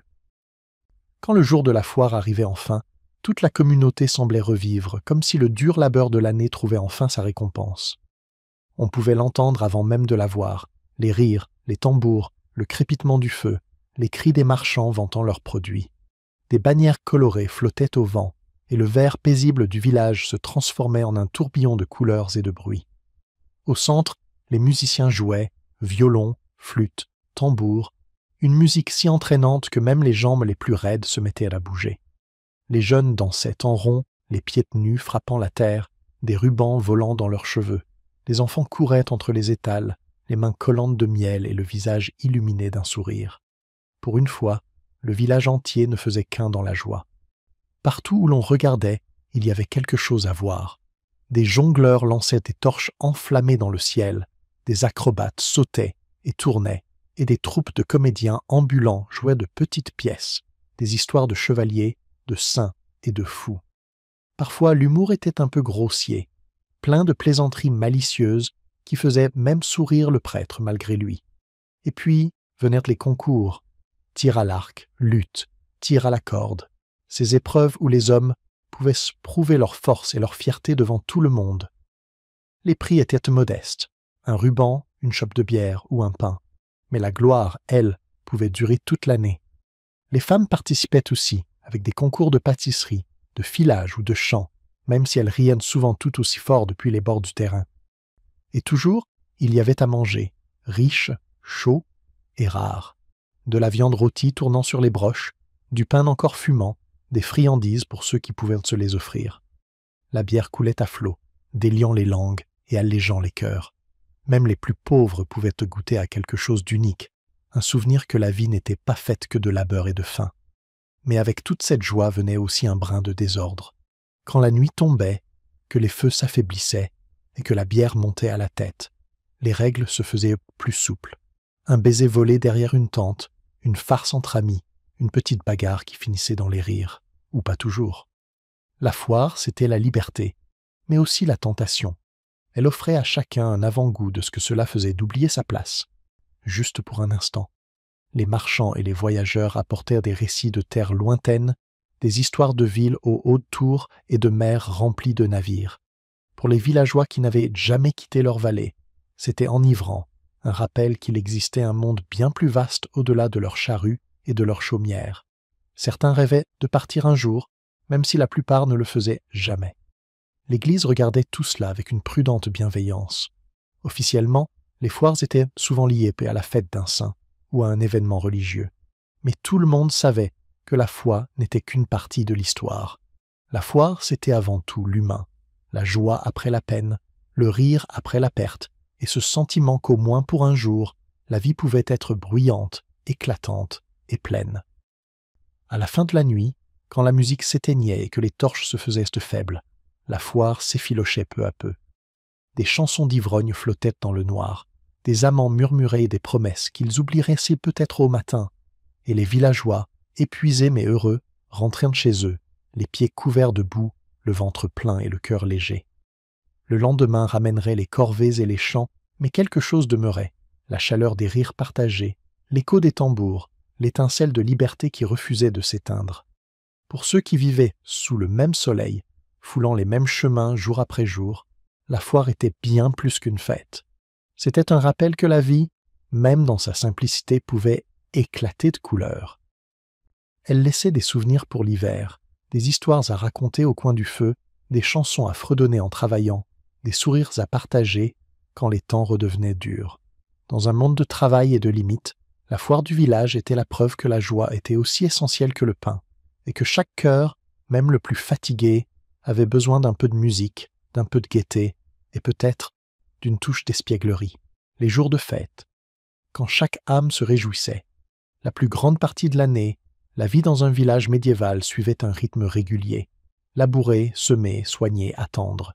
Les jours se fondaient les uns dans les autres, dans les mêmes nuances de brun et de vert.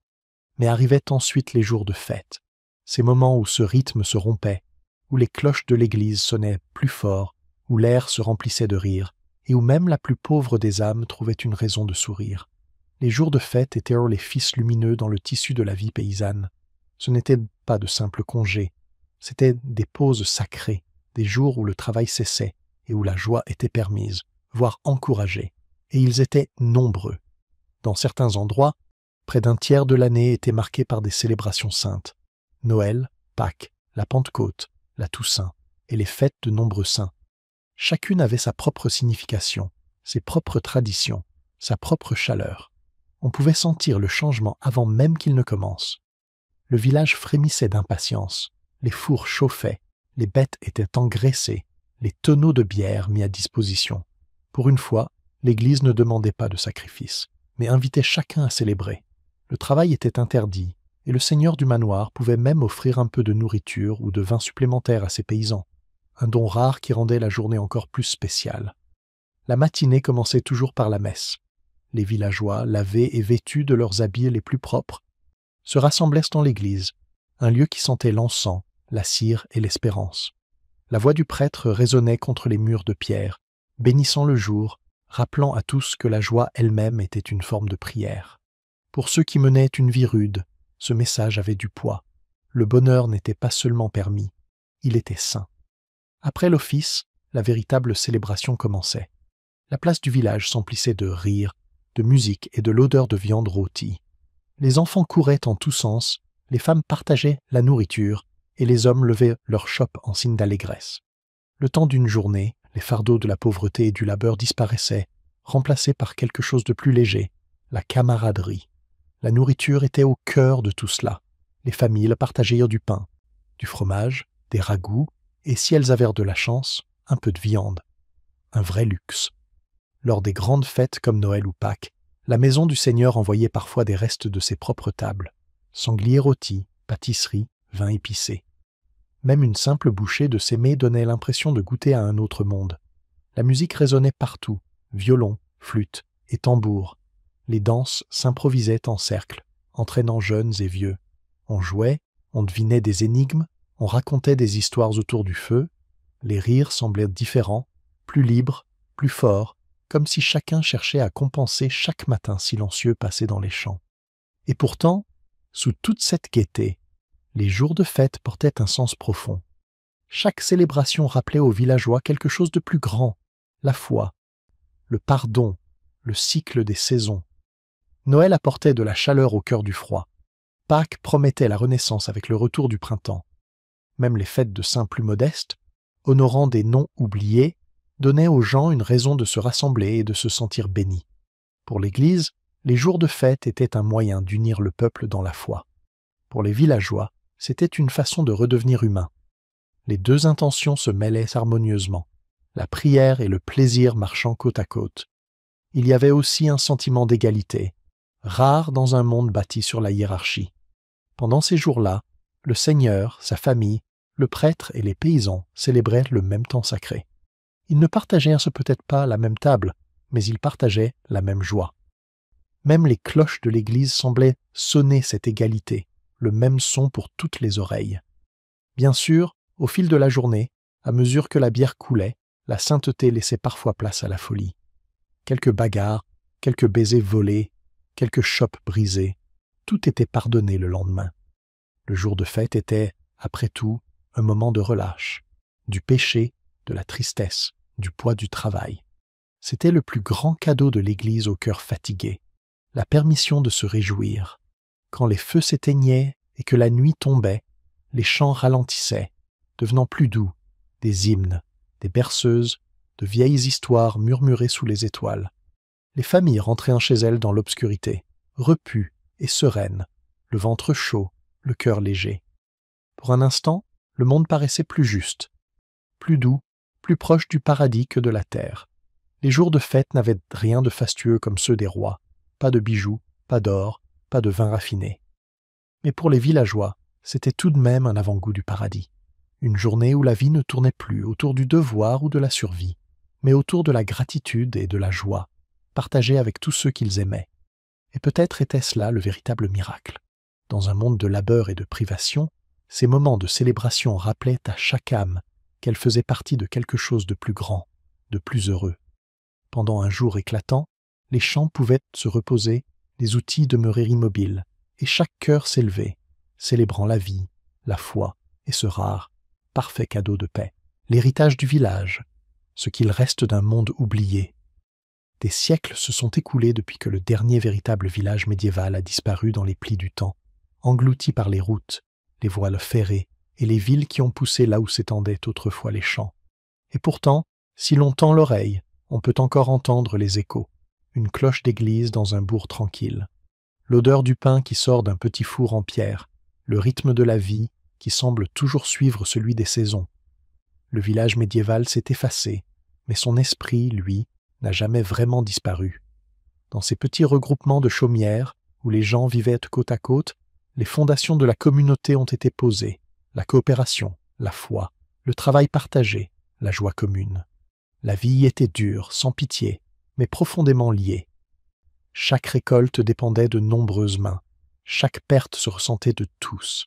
C'était un monde bâti sur la solidarité, où personne ne vivait vraiment seul. Cette idée, que l'on survit ensemble ou pas du tout, reste l'un des plus grands héritages du village. Si l'on visite aujourd'hui certaines régions d'Europe, un hameau anglais, un chemin de campagne français, une vallée agricole allemande, on trouve encore des traces de ce passé. Le tracé des rues suit souvent celui du vieux plan médiéval. La place au centre, l'église juste à côté, et les chaumières disposées tout autour comme les pétales d'une fleur. Les eaux du vieux monde reposent toujours sous nos pieds. Certains villages ont même traversé les siècles, gardant leur nom inchangé depuis 1000 ans. Leurs églises tiennent encore debout, leurs puits donnent toujours de l'eau, leurs fêtes suivent encore l'ancien calendrier. On peut y voir une foire née d'un marché médiéval ou une fête de saints toujours célébrée avec du pain et de la musique. Ce n'est pas de la nostalgie, c'est une continuité. Un fil discret reliant les vivants à ceux qui sont partis depuis longtemps. Mais l'héritage du village va bien au-delà de la pierre. Il a façonné notre culture, notre langue, même notre idée d'appartenance. Des mots comme voisin, communauté ou foyer avaient alors un sens plus profond. Ils n'évoquaient pas seulement des lieux ou des personnes proches, mais des promesses, aider, partager, tenir bon ensemble. Les paysans qui ont vécu et sont morts dans ces villages n'ont pas laissé de monuments grandioses ni de livres célèbres, mais ils ont bâti l'architecture morale et émotionnelle de la vie rurale. Cette conviction que la vie, aussi rude soit-elle, valait la peine d'être vécue si elle était partagée. Leur rythme résonne encore dans notre monde moderne. La semaine de travail, le jour de repos, les saisons des semailles et des moissons qui rythment nos fêtes, tout cela descend directement de ce modèle médiéval.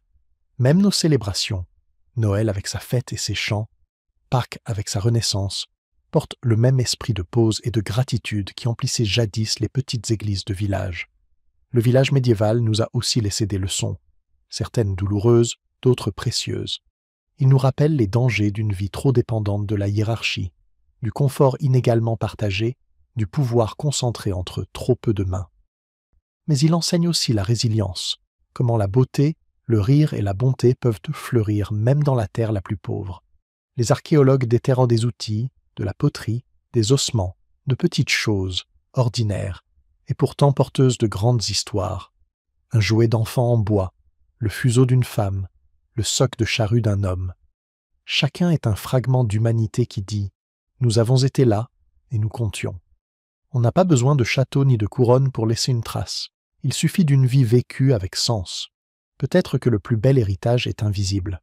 L'idée d'appartenir à un lieu, et que ce lieu vous appartienne en retour.